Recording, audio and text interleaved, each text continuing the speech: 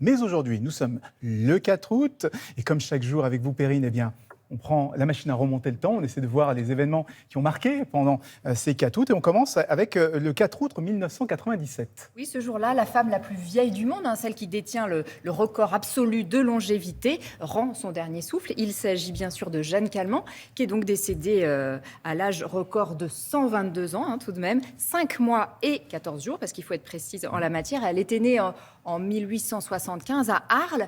Et pour vous donner un petit repère, elle n'avait pas connu Claude Monet, mais elle avait connu Vincent Van Gogh. Et d'ailleurs, elle nous raconte avec son petit air taquin qu'on lui connaissait, en 1986, elle nous raconte la rencontre avec Van Gogh. À l'époque, en 86, c'est encore une petite jeune, elle a 111 ans seulement. J'allais garder un souvenir désagréable parce qu'il est très laid et mal gracieux. Il venait au magasin pour acheter des toiles pour ses tableaux. Alors, comme il fallait plusieurs grains de toile, il était très difficile.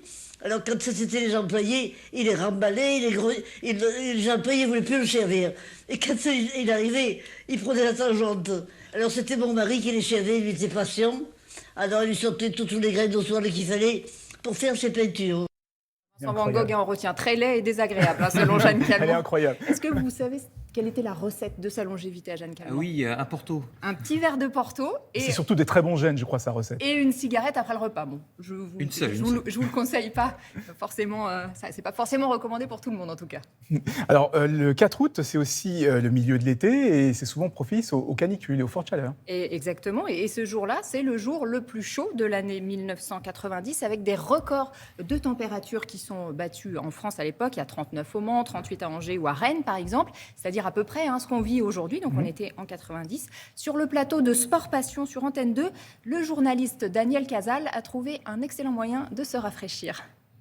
Alors, si vous demandez ce qu'il faut faire contre la canicule, vous faites comme moi. Voilà, ça fait beaucoup de bien. Maintenant, nous sommes prêts. Je me suis demandé si j'allais pas faire la même chose moi ce matin. Nous, on a aussi chaud. Évidemment. Non. On a bien vu que le soleil, ça peut taper sur la tête. Et d'ailleurs, ce jour-là, tout le monde pète un plomb. Même le journaliste du JT de 20h n'est surpris par absolument rien. Regardez. Pourtant, à Port-Baccarès, un autre record a été battu aujourd'hui, celui de la température de l'eau, pas moins de 28 degrés. Quant aux éléphants, ils n'en peuvent plus et c'est sous le regard amusé des baigneurs qu'ils se roulent sur le rivage. Éléphant qui se roule sur le rivage et ça surprend personne. Oui, c'est pas, tout va pas bien. surprenant.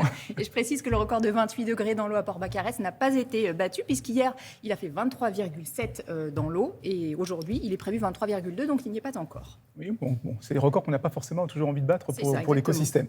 Le 4 août marque aussi la naissance d'un grand nom du luxe. C'était en 1821, donc il y a plus de 2 siècles. Exactement. En fait, cet homme a fondé l'une des marques les plus anciennes du luxe français. C'est Louis Vuitton qui naît ce jour-là. Au départ, Louis Vuitton, c'est un maltier et un maroquinier. D'ailleurs, tout jeune, il est nommé officiellement pour fabriquer les malles de l'impératrice Eugénie, l'épouse de Napoléon III, parce que c'est une femme qui aime beaucoup voyager, l'impératrice Eugénie. Donc, elle a besoin vraiment de matériel qui s'y prête. Alors, le célèbre monogramme, vous savez, qui caractérise, on voit Eugénie en vadrouille, le célèbre monogramme qui caractérise la marque Louis Vuitton, eh bien, depuis le début, il a aussi attisé la convoitise des contrefacteurs, et c'est déjà le cas en 1979.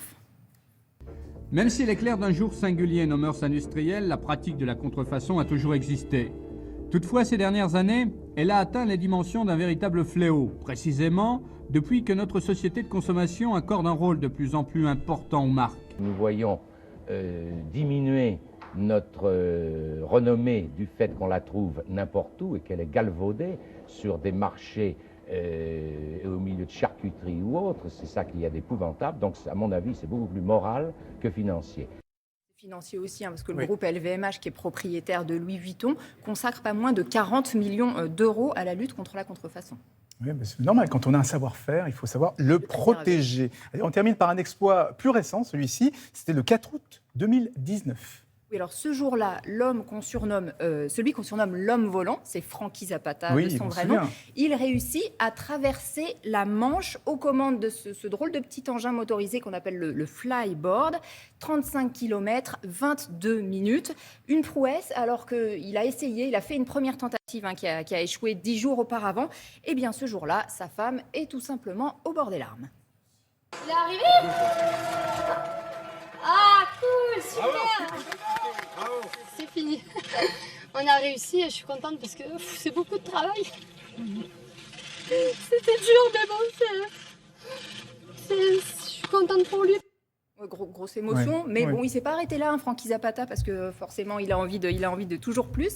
Et ça a bien failli lui coûter cher, hein, parce que pendant une représentation, il y a environ 3 mois, il s'est craché dans un lac dans les Landes. Il a dû atterrir d'urgence parce qu'il y avait un problème technique sur sa machine. Il a rien arrivé, ça. Il a perdu connaissance quelques instants, mais finalement, il s'en est ressorti indemne. Donc tout va bien pour l'instant pour Francky Zapata. Bravo, on se souvient de lui, au 14 juillet, il avait fait des Il avait représentations. survolé la place de la Concorde. Il a impressionné tout le monde. Merci beaucoup, Perrine. On vous retrouve tout à l'heure.